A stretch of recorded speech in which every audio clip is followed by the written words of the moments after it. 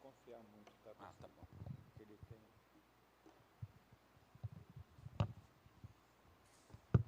Meus irmãos, é um prazer grande estar aqui com vocês. É um prazer também rever o reverendo Robson, alguém com quem nós trabalhamos aqui nesse concílio durante um tempo. E graças ao bom Deus, ficou uma amizade. É alguém que eu prezo, tá? E não falo isso porque eu estou na sua frente, alguém que eu prezo de fato. E essa igreja também, eu já estive aqui algumas vezes.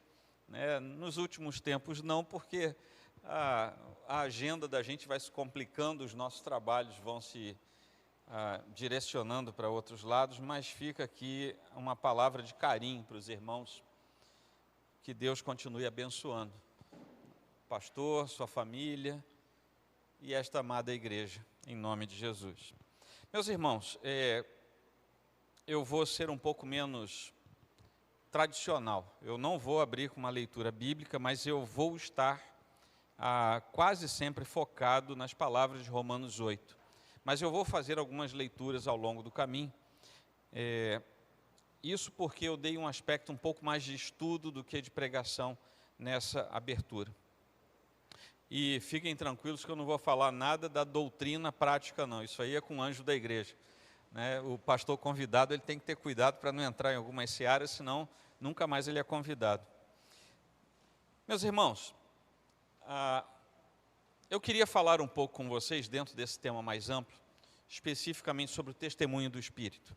Testemunho do Espírito Santo na vida do crente. Esse foi um dos temas mais apreciados, por exemplo, pelos puritanos, pelo movimento puritano, que ocorre aí já indo para o final do século XVI e dura aí um pouquinho.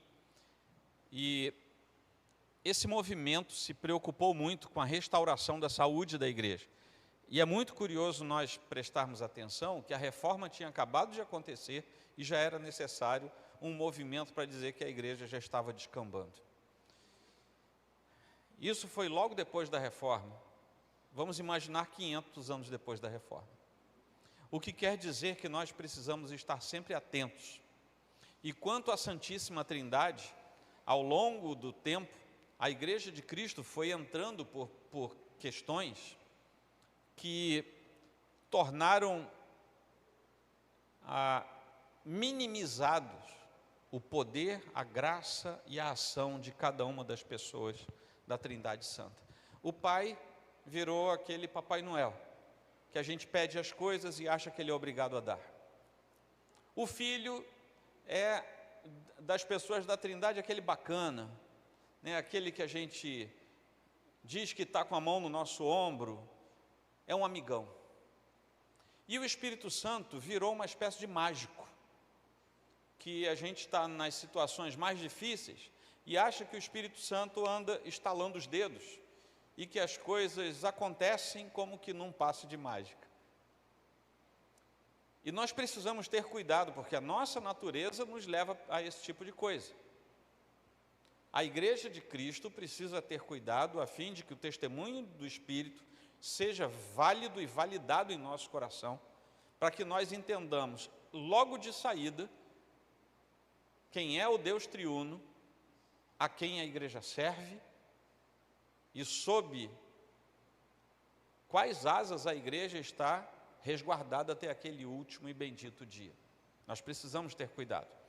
J.I. Packer, que foi um dos grandes pensadores, ele faleceu não tem muitos anos, na sua obra Entre os Gigantes de Deus, ele diz o seguinte: a obra do Espírito Santo é o campo no qual foram feitas as mais valiosas contribuições dos puritanos. Ou seja, eles se preocupavam com saber exatamente até onde podiam ir e o que podiam usufruir na obra do Espírito Santo na sua vida. E quando eles falavam desse assunto, referindo-me ainda aos puritanos, eles estavam se referindo categoricamente à riqueza doutrinária da segurança da salvação. E aqui a gente começa a abrir o nosso leque, porque falar do Espírito Santo é também falar das atribuições e da obra completa do Espírito Santo na vida do crente. A segurança da salvação, que é uma das doutrinas da reforma, que nós presbiterianos precisamos manter viva no nosso coração, é uma das mais belas doutrinas que nós abraçamos. A perseverança dos santos, a segurança da salvação, doutrinas que infelizmente não são abraçadas em todo esse universo que nós chamamos de evangélico, mas nós, como reformados, precisamos nos manter firmes na profissão da nossa fé, e ali dentro da profissão da nossa fé está a segurança da salvação. Numa conexão que é feita entre o testemunho do Espírito e a segurança da salvação, muitas vezes os puritanos aplicavam também a conexão diretamente com o fruto da fé, ou seja, se eu sou crente de verdade, filho de Deus, eu vou dar frutos porque eu tenho a segurança da salvação e porque o testemunho do Espírito no meu coração garante que a sua obra foi concretizada em mim. Uma coisa leva a outra. Na estrutura da sã doutrina, é como se nós trabalhássemos com aquela brincadeira de dominó, né? Uma doutrina está profundamente atrelada a outra e uma se conecta a outra em todo o tempo. Então eles sugeriam com isso, por causa da qualidade da fé que era pregada, a segurança da salvação era a consequência natural na caminhada com Deus.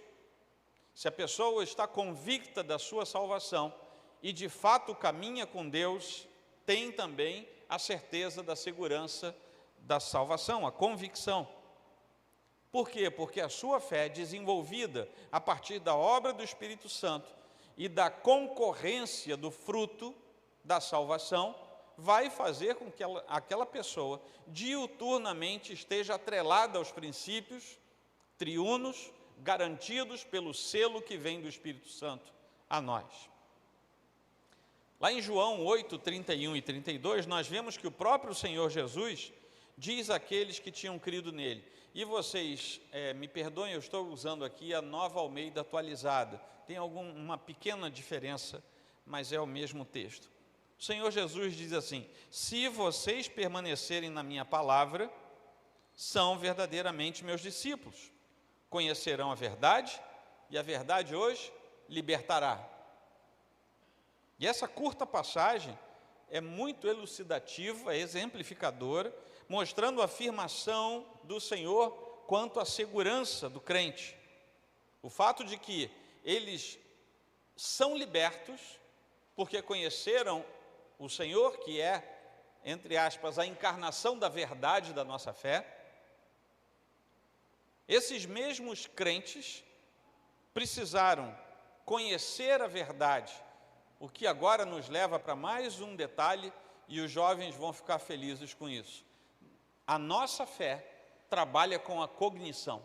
A nossa fé trabalha com os princípios do nosso raciocínio. Aquela história de que a fé é cega, deixa isso lá fora.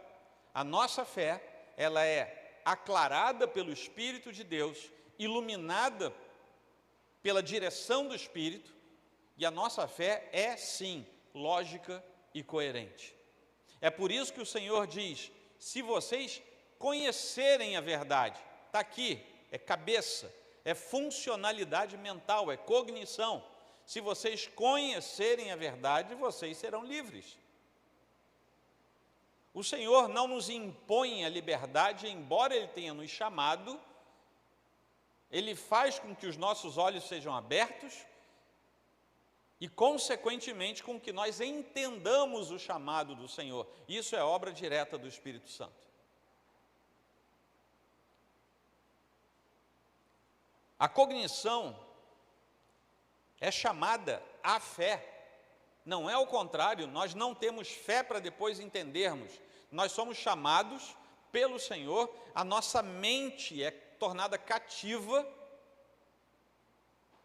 e aquilo que Ele já tinha feito em nos dar vida, agora ganha uma fé que vem da parte dEle. O Senhor trabalha no nosso todo, e não em fatias.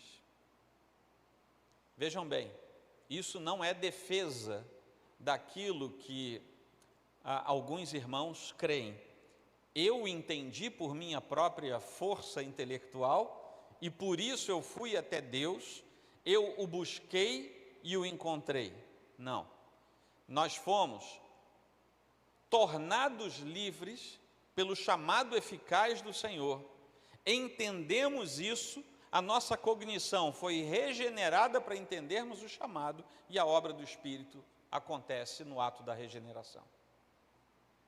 Tá bom? Não vamos confundir com o contrário. Então a nossa cognição é chamada a fé, que requer arrazoamento, o que tira de sobre nós aquela acusação de que o cristianismo é uma religião irracional, que não pensa. Isso nos conduz diretamente também ao ponto central de que a nossa fé tem em si um componente que é totalmente espiritual da parte de Deus. Dizermos que a nossa fé passa pela cognição e pela compreensão é uma verdade, mas isso não quer dizer que a nossa fé seja puramente racional, porque o Espírito Santo precisa trabalhar na nossa fé, na nossa cognição, a fim de que ela seja encaixada no local certo, no ponto certo, fazendo com que todo o nosso ser seja trabalhado pelo Senhor. Ele implanta em nós o seu aspecto espiritual, que estava antes adormecido, distante, longínquo, por causa do pecado que nós carregamos desde os nossos primeiros pais, e o Senhor ali trabalha o nosso coração. Muitas vezes nós, cristãos sinceros, também sofremos dúvidas. Quantas vezes você já deve ter visto um cristão andando, um irmão andando anos após anos do seu lado, no banco da igreja, louvando ao Senhor, trabalhando na obra do Senhor, e de repente ele vai amornando, esmorecendo. Quantos de nós já não vimos isso acontecer? Pastores veem isso todo dia. Nós somos assaltados, mas a promessa que reinará sobre a sua vida é o do prosseguimento sem falha até o fim da jornada. O que quer dizer isso? Se aquele foi selado pelo Espírito Santo, que começou a obra naquele coração, mesmo que aquela pessoa vacile, esmoreça, amorne, ela vai ser chamada de novo, porque junto com a promessa da regeneração está a promessa da perseverança do Filho de Deus, está a promessa da salvação. Isso não pode também nos conduzir a uma situação em que nós simplesmente vamos descansar na vida e deixar o barco correr. Não é isso. Pelo contrário, agradecidos a Deus por sua promessa de nos levar até o lar eterno, nós precisamos sim nos debruçar sobre uma vida de santidade perante o Senhor. Por gratidão, não por medo. Por gratidão porque o Senhor nos chamou e nos amou, não por medo de perder a salvação. Deu para entender? Porque há irmãos nossos, que eu considero irmãos, que buscam ter uma vida equilibrada diante do Senhor porque têm medo de perder a salvação. Nós não temos medo de perder a salvação, nós temos temor, a fim de não entristecermos o Espírito de Deus que nos chamou com tanto amor. Amém, meus irmãos? Do conhecer a verdade e ser liberto até receber o testemunho do Espírito em nós, porque o testemunho do Espírito, que vai fazer com que nós tenhamos a firmeza para podermos responder, sim, eu sou salvo. Nós não temos alguma coisa transcendente que confirme. Como é que o Melquisedeque vai saber que eu sou salvo? Só porque eu estou aqui na frente pregando? Como é que eu vou saber se vocês são salvos? Nós não temos, o Senhor não nos deu um medidor da salvação alheia. Mas o Senhor colocou em nós o testemunho do Espírito para que nós soubéssemos sobre nós. E o Senhor afirma por seu Espírito, no nosso Espírito, que nós somos seus filhos. Esse testemunho interno era exatamente o que chamava a atenção dos puritanos. Como é que eu tenho convicção diante de Deus se o Santo Espírito do Senhor está me falando ou não a respeito da minha situação? E nós precisamos ter essa convicção. Da mente que raciocina até o coração que recebe o Espírito para habitar nele, nessa transformação que o Senhor opera em nós, Nós temos o que diz Romanos 8:9, agora eu cheguei em Romanos 8. Vocês, porém, não estão na carne, mas no Espírito, se de fato o Espírito de Deus habita em vocês. E se alguém não tem o Espírito de Cristo, esse tal não é dele. Paulo está falando para os irmãos da igreja de Roma. Vocês não estão mais na carne. E assim como Paulo, enviando uma carta, falou para irmãos cujos olhos ele não estava vendo naquela hora, ele fala isso baseado no testemunho daqueles irmãos. Eu também posso falar isso hoje para vocês, tomando para nós a mesma palavra de hoje. Meus irmãos que estão aqui na igreja de Turiaçu, nesta noite de 7 de março de 2024, vocês não estão mais na carne. Isso deve fazer o nosso coração gelar. Não estamos mais na carne, mas estamos no Espírito, se verdadeiramente o Espírito de Deus está habitando em nós. É isso que Paulo fala para os irmãos de Roma. Agora, tem uma coisa: se alguém não tem o Espírito de Cristo, não pertence ao Senhor, não é dele. E o que nós precisamos fazer nesta noite, com a ação do Espírito Santo, é trazer para nós essa mesma assertiva. Não estamos mais na carne, estamos no Espírito, e não podemos sequer imaginar não estarmos no Espírito, porque senão não pertenceríamos ao Senhor. Amém, meus irmãos? Certo? Está aí a beleza do fazer de nós em nossa vida, do fazer de Deus em nossa vida, porque nós não conseguiríamos fazer isso. Mas aí nós temos um problema, que a igreja evangélica pós-moderna, alguns entendem, e eu abraço também, a ideia de que estamos no tempo da hipermodernidade, mas a pós-modernidade é mais comum de ouvirmos. Pelo menos numa boa parte dessa igreja pós-moderna, é um aglomerado de confusões, de dificuldades, de ídolos, de superstições. Isso passa pelo fato de não querermos mais reconhecer quem é o Deus triuno que rege a igreja e não querermos mais viver submetidos à ação do Deus Espírito Santo. Não queremos mais saber quem é o Deus Espírito Santo, nem qual é a obra dele. Nós queremos saber o que ele tem para me dar. Eu quero me sentir bem. Você foi ao culto hoje? Fui. Como é que foi? Me senti muito bem. Nós não fomos chamados para nos sentir bem. Nós fomos chamados para sair incomodados com a palavra de Deus. Fomos chamados para sair com a nossa mente perturbada, nos perguntando o que eu tenho que fazer para que aconteça comigo o que eu acabei de ouvir no sermão do reverendo Robson. Porque aquilo perturbou o meu coração. Como é que eu vou ser transformado nisso? É assim que temos que sair do culto. A gente não tem que sair do culto saltitante. Mas é claro que a disciplina do Senhor que vem por sua palavra gera alegria no nosso espírito. Porque nós entendemos que se Deus nos chama por sua palavra, é porque Ele tem amor por nós e nós somos seus filhos. Mas nós resolvemos tratar do Espírito Santo de outro jeito, quase que idólatra. Superstições. Meus irmãos, de onde apareceu a ideia de copo d'água, fita ungida, chapéu não sei de quê, saia não sei de onde, sabonete não sei, de onde surgiu isso? Isso é superstição. Isso está dentro do grande universo que nós chamamos de evangélico.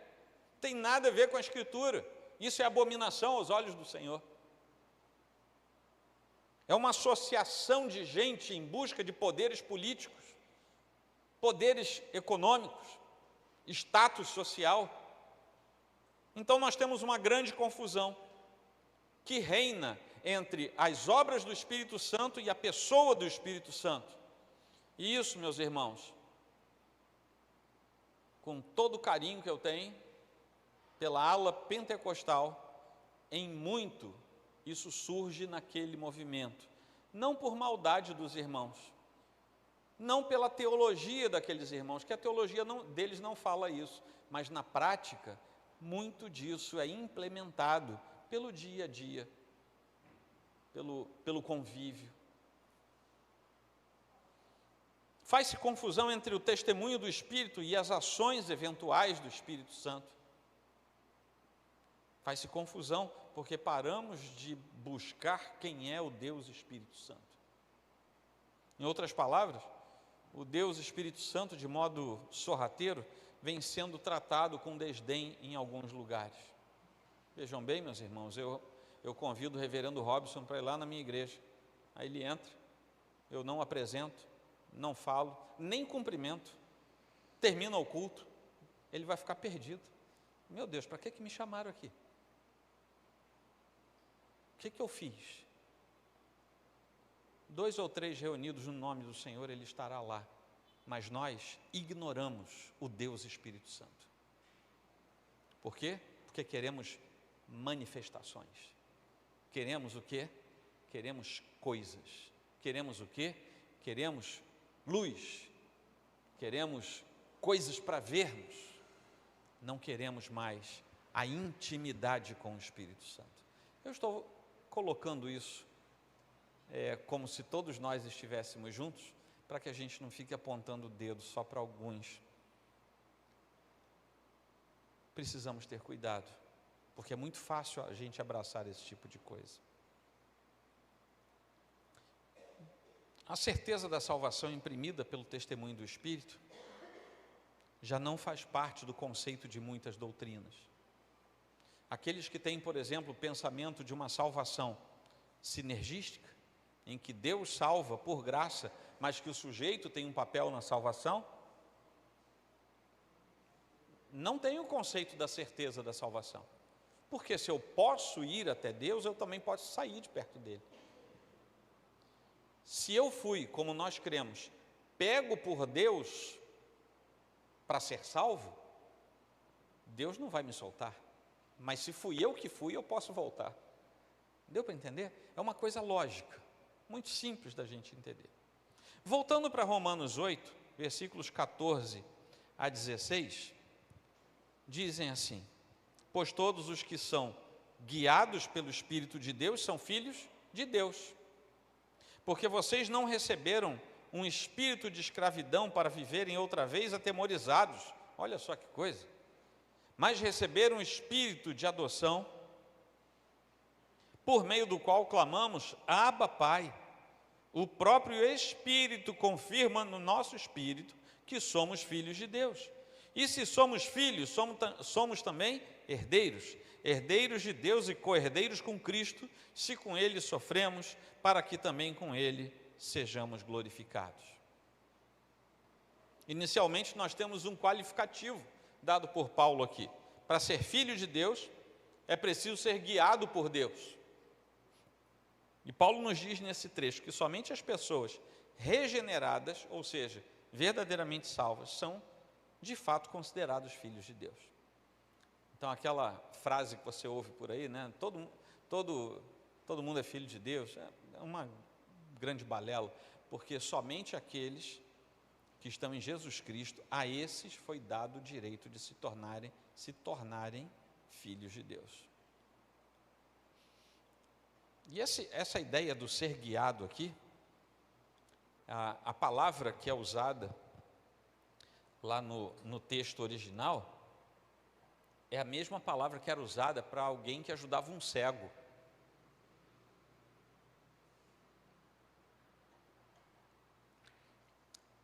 E no grego, tem duas ações, tem o ajudar o cego, com firmeza, e tem a ação do cego, que ele confia totalmente que aquela pessoa que está guiando está fazendo tudo certo. Essa palavra que é usada por Paulo aqui sobre o ser guiado pelo Espírito, guiado pelo Senhor. Nós somos como que cegos que não sabem para onde vão, aí o Senhor vem nos guiar, nós precisamos confiar plenamente que o Senhor está fazendo 100% certo. Mas, meus irmãos, não é da natureza humana confiar desse jeito. Nós desconfiamos até de Deus. Nós precisamos ser, vou usar a palavra que o reverendo Robson usou aqui na oração, precisamos ser amassados, senão a nossa natureza vem à tona. Quer ver quando é que a gente desconfia das ações corretas de Deus? Quando a gente não pede orientação a Ele, faz do nosso jeito. Isso é não confiar em Deus. Você amanhece resfriado, o que você faz? Você vai lá na sua farmacinha, né? Sua caixinha de remédio, pega um remedinho e toma. Não é assim que a gente faz? Os mais antigos fazem aquele chá de não sei o que e tomam. Quando na verdade a primeira coisa que a gente deveria fazer era: Senhor, eu vou tomar um remédio. O Senhor me deu esses meios ordinários no meu tempo. Agora, século 21, a gente tem comprimidinho, está aí guardado. Mas Senhor, faz a tua vontade na minha vida. Era a primeira coisa. Sabe quando é que a gente para orar? Quando o resfriado vira o que não prestava.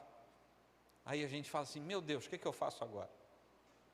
2, 3, 5, 10 dias depois, o resfriado não passa.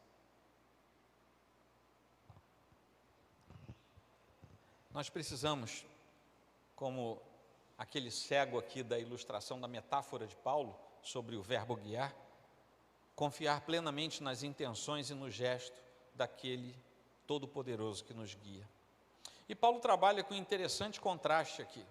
Quem é escravo, nesse mesmo texto que eu li, quem é escravo não consegue adorar.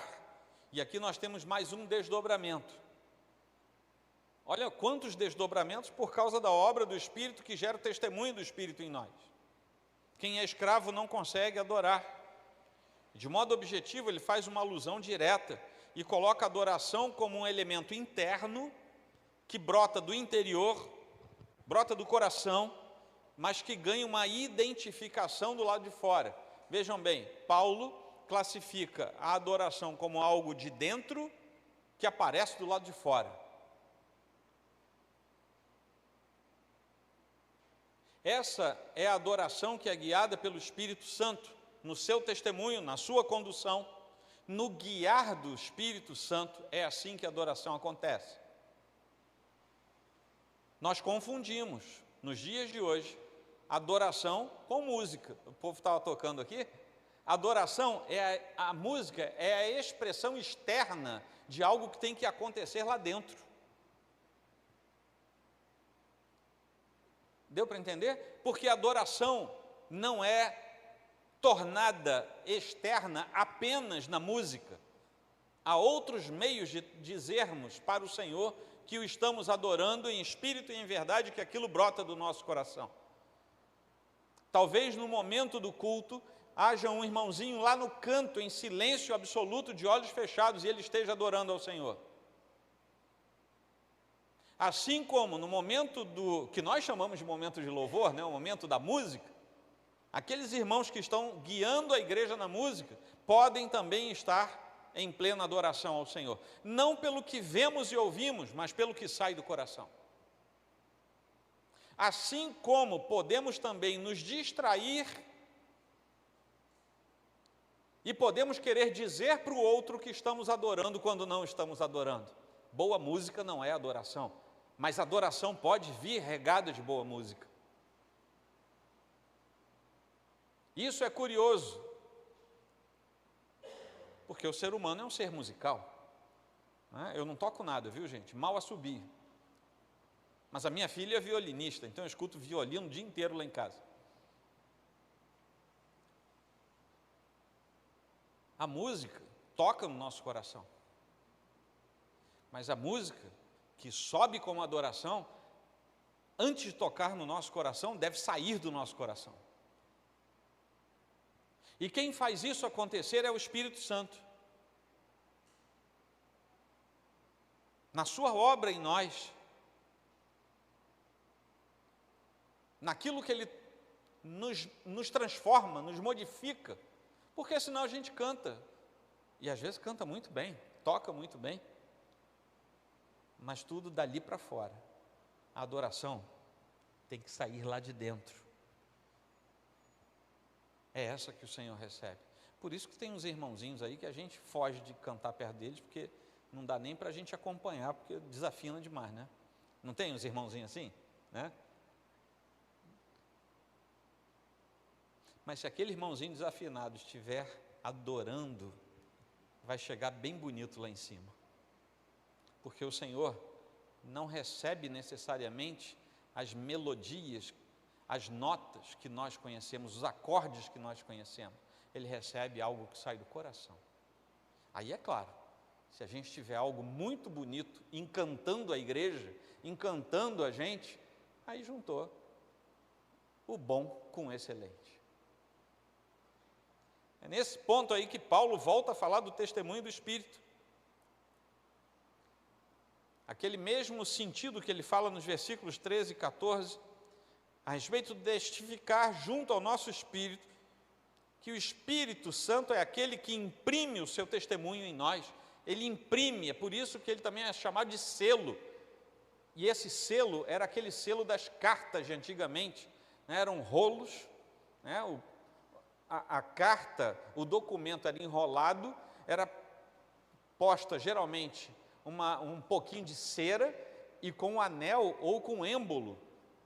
Você selava, e se alguém abrisse aquela carta, ia quebrar aquilo ali, iam saber que mexeram nela. Agora você imagina, o rei manda o Joel levar uma carta para o meu irmão aqui, Edson, para o Edson. Aí eu chego lá, está arrebentado. O que o Edson vai fazer? Vai me caguetar para o rei, eu vou morrer. Não pode, eu tenho que levar com o maior cuidado, porque é o selo que foi colocado. Quando Paulo fala que o Espírito é o selo sobre nós, é exatamente isso. Nós somos invioláveis pelo inimigo e pelo mundo, porque nós vamos chegar direitinho com o selo posto na presença do Todo-Poderoso. Não há Satanás, diabo, capeta, não existe nada que tenha poder para quebrar esse selo, porque ele foi colocado ali pelo Espírito Santo. Da mesma forma, ele diz que é isso que nos dá segurança. O que é que nos dá segurança? Não é o fato de sermos bonitos, falarmos bem, tocarmos bem, pregarmos bem, não é isso. O fato que nos dá segurança é o fato de termos sido selados pelo Espírito Santo. E esse é o testemunho que vem por detrás de toda a obra do Espírito Santo para nós. Por causa disso, esse Espírito que nos orienta, nos dirige, nos guarda, pelo guiar, como a cegos, que eu falei para vocês, é o próprio Deus, Espírito Santo, que nos convence do fato de sermos filhos de Deus. É como se, sabe, tivesse informações circulares. É como se ele repetisse coisas e ações que é para a gente não esquecer. Eu acho que é porque ele nos conhece, foi ele que nos formou, e ele sabe que a gente precisa disso. Então, aquele que é regenerado pelo poder de Deus, torna-se também convencido pelo Espírito Santo da sua condição de filho verdadeiro de Deus. É por isso que nós podemos dizer que nós somos filhos de Deus, por causa da ação dele. Quando vai fazer um comentário sobre esse trecho, sobre essa perícope de Romanos 8, Santo Agostinho, no seu sermão 56, pregando contra a heresia pelagiana. A heresia pelagiana foi que deu origem aos problemas semi-pelagianos com os quais nós lidamos hoje. Ele comenta que o Senhor ajudou tanto ele quanto a igreja, porque as coisas que pareciam ser difíceis demais foram desvendadas sabiamente pela exposição da palavra aos corações, e que isso não deixa nenhuma pergunta sobrando, não sobra pergunta para perturbar a alma dos cristãos. Ele diz: Deus de fato foi tão intenso em resolver o dilema da igreja e o nosso dilema pessoal, que nós confiamos tão plenamente no Senhor que não sobra mais dúvida. Então, quando eu falei no começo que nós também podemos ter dúvidas, não é por causa da obra do Senhor, é por causa da nossa natureza, ainda não totalmente preparada. Nós estamos em processo. Diz ele que a alma ímpia odeia até mesmo a correta repreensão. A alma regenerada precisa amar a boa repreensão do Senhor, porque entende que o Senhor está fazendo isso para o seu bem. Ao espírito dos salvos, o Espírito Santo diz que são regenerados, que devem apresentar os frutos da sua adoração, e os regenerados então compreendem, sentem-se adotados na família de Deus e prestam verdadeiro culto de adoração ao Deus, que é o Deus Pai. Vejam bem, isso fecha. São várias coisas que a gente está falando aqui e que vai fechar esse circuito para a gente entender. Aqui em Romanos 8,16, ele fala sobre testificar. Há 3 testemunhos de Paulo na Epístola aos Romanos, com uma palavra que não aparece na Bíblia inteira, só aparece em Romanos, uma palavra grega, que foi traduzida aqui por testemunho, que no fundo, ele quer dizer que é algo que testifica com o nosso espírito, por exemplo. Lá em Romanos 2,15, no contexto do versículo 12 até o 16, a ideia é que existe uma culpa interior do ser humano, que está alojada no coração humano, e isso não acontece por causa do conhecimento direto. A gente não simplesmente descobre que tem culpa, essa culpa precisa ser informada ao nosso ser pelo Espírito Santo, e o que é informado para a nossa cognição, como eu falei antes. E ele diz que mesmo aqueles que eram judeus ou gentios, que não foram apresentados à verdade de Deus, que ele chama ali de lei, de modo objetivo, um dia terão que ser penalizados por seus atos pecaminosos. Não apenas pelo que fizeram diretamente, pelos atos diretos, mas também pelo que carregam da ofensa humana contra o Deus Todo-Poderoso e Santo. E aquela lei que foi promulgada primeiramente aos judeus, ou que apenas passou por uma conformidade de normas, conforme os gentios ouviam, será o elemento pelo qual o homem é julgado perante Deus. É nesse momento que ele diz que o Espírito testemunha com o Espírito humano. Mesmo aqueles que forem eternamente penalizados terão testemunho do Espírito dizendo: você sabe por que você foi penalizado. É um testemunho. Esse aí a gente não quer,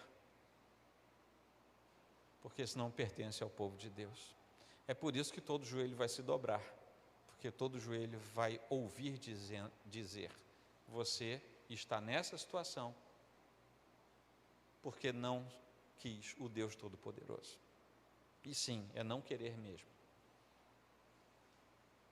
Aí eu vou deixar para o reverendo Robson explicar depois para vocês essa questão do ser chamado pelo Senhor e ao mesmo tempo não querer e rejeitar o Senhor, no caso dos ímpios.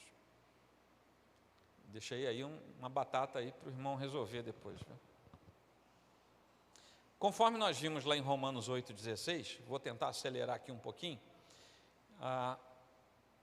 existe uma outra fala a respeito do testemunho do Espírito Santo, que agora testemunha com o coração do salvo, não mais do impenitente, não do que está afastado, mas com o coração do salvo, imprimindo nele a convicção, não apenas pela filiação do pertencimento, mas da preservação. Então, o Espírito Santo, quando ele testifica com o coração do salvo, ele testifica da salvação, do pertencimento e da preservação. Agora, quando chegamos a Romanos capítulo 9, versículo 1, no contexto dos 5 primeiros versículos, nós agora temos uma consciência totalmente transformada, apta para ouvir o testemunho do Espírito. E o sujeito da oração, que testemunha com, não é mais o Espírito Santo, mas agora é a consciência de Paulo que está escrevendo, que passa a funcionar como escrava do Espírito Santo. Vejam bem, o Espírito Santo testifica com o impenitente para que ele saiba que é impenitente.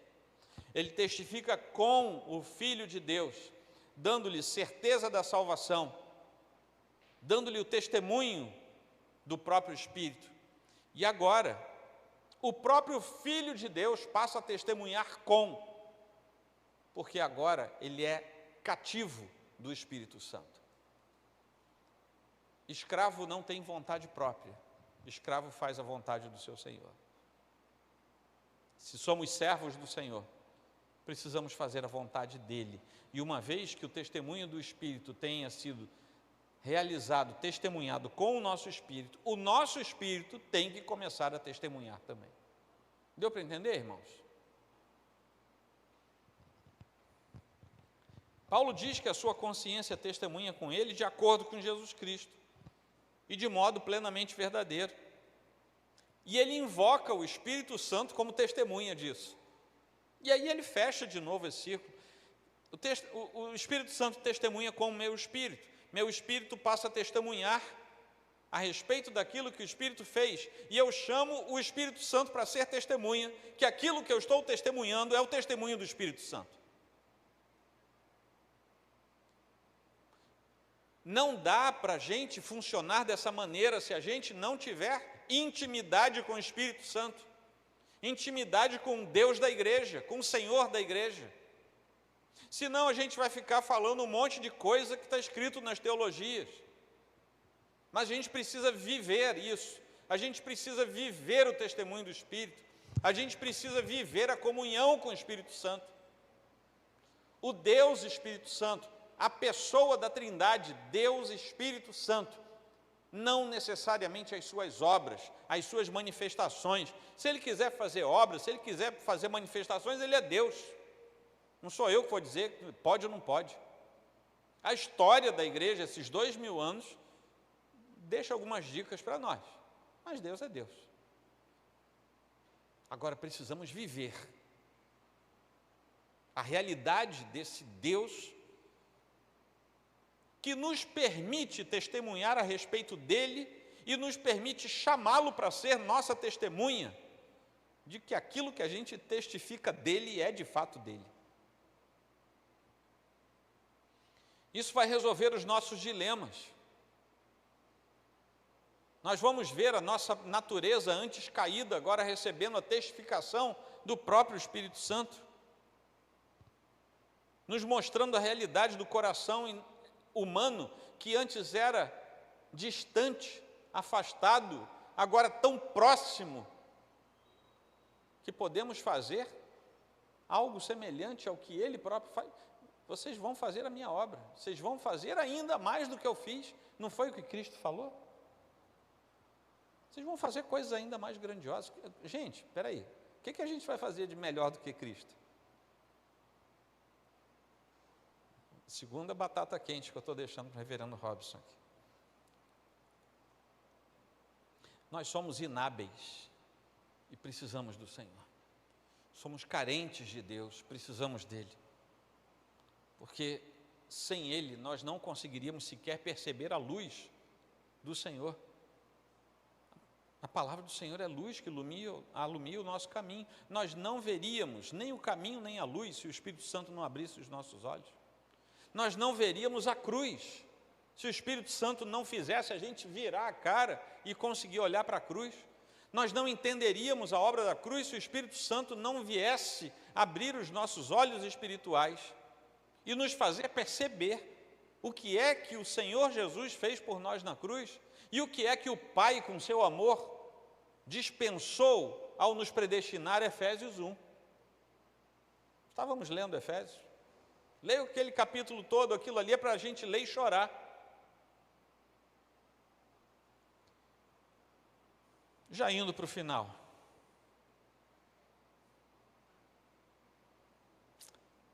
Esse mesmo homem que caminha para a morte porque vive pela carne, que Paulo fala lá em Romanos 8,13, quando ele passa a ser guiado por Deus, quando ele é transformado e passa a ser filho de Deus em Cristo Jesus, ele passa a receber os benefícios permanentes de Jesus Cristo. E quem é que põe em nós, quem é que fixa, quem é que inocula em nós esses benefícios? É o Espírito Santo.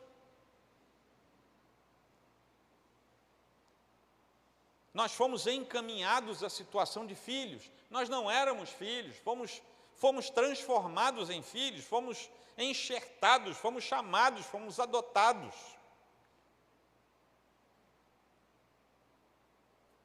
E por causa disso, nós passamos a ter a garantia da eternidade. É por isso que ele diz que nós nos tornamos co-herdeiros de Cristo. Toda a herança do Filho unigênito de Deus passa a ser compartilhada com os seus outros filhos, nós que fomos adotados. No primeiro século, no Império Romano, a adoção era muito fácil. Não é que nem hoje, que é complicado, você tem que ir um monte de setor público, e aí não consegue, né? A criancinha está lá largada, você não consegue trazer para casa. Era mais fácil. Mas tinha um detalhe curioso. Geralmente, as irmãs, graças a Deus, vocês estão no século 21, viu? Porque lá no século I, geralmente, eram só os homens que eram adotados. Mas por que isso? Porque o sujeito, quando adotava, nem sempre ele adotava porque tinha pena de alguém órfão, não. Ele adotava, na maioria das vezes, porque precisava de um homem para prosseguir com a sua herança, para prosseguir com os seus bens. Então, o sujeito, ele tinha um certo recurso ali dentro do império, ele adotava um menino, criava para que ele crescesse e prosseguisse com os seus bens, com as suas propriedades. Normalmente era por essa razão. É claro que havia as exceções, tinha gente boa também, né, gente de bom coração, mas normalmente era por isso. E a lei romana facultava que o sujeito trouxesse o adotado para dentro de casa, imediatamente mudasse o nome do adotado e pusesse o sobrenome dele. Então eu tenho Teodoro no sobrenome, eu adotei, eu estou lá no Império Romano, primeiro século, anos 60. Aí eu adotei o João, aí eu chegava em casa com o João, a partir de agora você é João Teodoro. Ia lá no setor público, já tinha coisas parecidas com cartório naquele tempo, ia lá e botava, olha, a partir de hoje ele é João Teodoro, ele é meu herdeiro, ele tem o nome da minha família. Agora vocês entendem porque que Paulo diz que o Senhor, o Deus Todo-Poderoso, nos chamou e nos deu o nome da família, porque senão não poderíamos ser herdeiros. Quando Paulo fala isso no primeiro século, todo mundo entendeu o que ele estava falando, porque isso era o normal. Deus me adota, põe o sobrenome dele em mim, e eu passo a ser herdeiro. Só que já tinha um filho mais velho, então eu sou co-herdeiro dele. Tudo que ele tem, eu também tenho. É o mesmo pai, ele é o meu irmão mais velho, mas eu também tenho parte na herança. A gente precisa explicar porque tem 21 séculos. Mas naquele tempo não precisava explicar, porque isso era o comum. Nós temos a garantia da herança. O processo da salvação é jurídico. O Espírito Santo é o selo, a sua obra, o seu testemunho nos selam. Nós estamos garantidos até chegarmos à presença santa desse Deus triuno. Se formos verdadeiramente filhos de Deus. Aí não sou eu que falo de vocês. Cada um vai sondar qual é o testemunho do Espírito Santo no seu próprio coração. Aprove ao Senhor, e graças a Deus por isso, que a gente não consegue saber quem é salvo e quem não é. Vemos frutos, vemos testemunhos, mas coração a gente não vê, só quem vê é o Senhor. Graças a Deus por isso, senão você imagina o pega-pega que ia ser, né?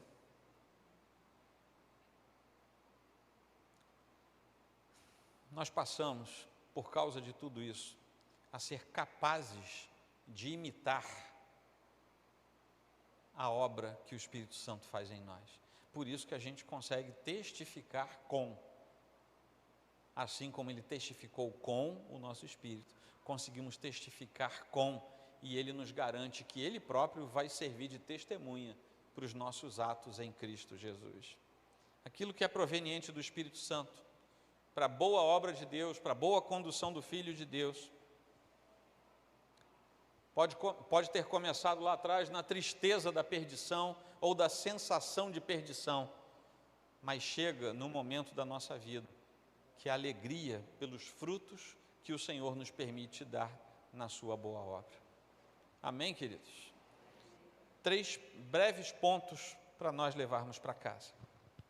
A nossa esperança diante do testemunho do Espírito se resume a nós termos uma verdade aplicada sobre nós, de que nada nos faz andar com Deus, a não ser o próprio Deus. E isso é testemunhado junto à nossa consciência. Nós andamos com Deus, porque Deus resolveu nos chamar para andar com Ele. Ponto final.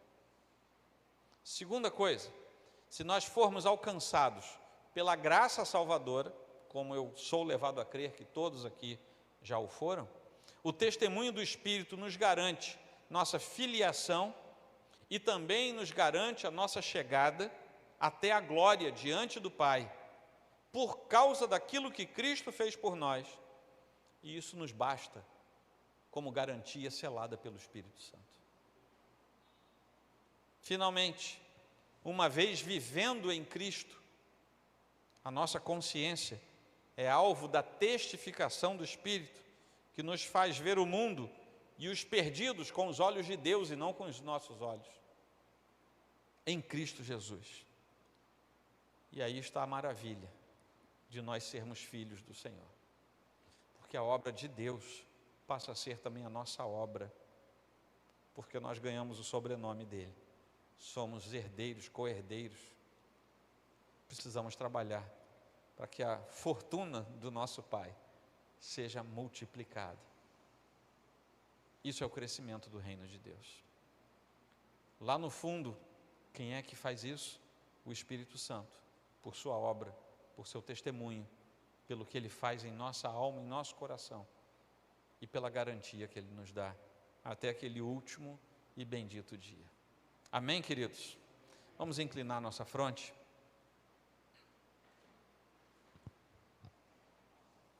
Senhor Deus, a Tua palavra é rica demais, e alguns desses pontos que nós falamos aqui hoje, seriam por si próprios novas falas, novos estudos, de tão rica que é a Tua palavra. Mas, Senhor, por hoje, ajuda-nos, ó Deus, a internalizar a respeito da obra do Espírito, a respeito do testemunho que Ele imprime em nosso coração, e a respeito daquilo, ó Deus, para o que fomos chamados a testemunhar. Que nós possamos ser imitadores do Senhor. Foi o apóstolo Paulo que disse para nós, claro, os irmãos daquele tempo serem seus imitadores, porque ele era imitador do Senhor. E é isso, Senhor, precisamos ser teus imitadores, a fim de andarmos na beleza da tua santidade e crescermos nos atos benditos do Senhor. Que o Senhor nos guie e nos guarde, e que o teu testemunho seja cada vez mais vivo em nossa alma e em nosso coração. No nome precioso de Cristo.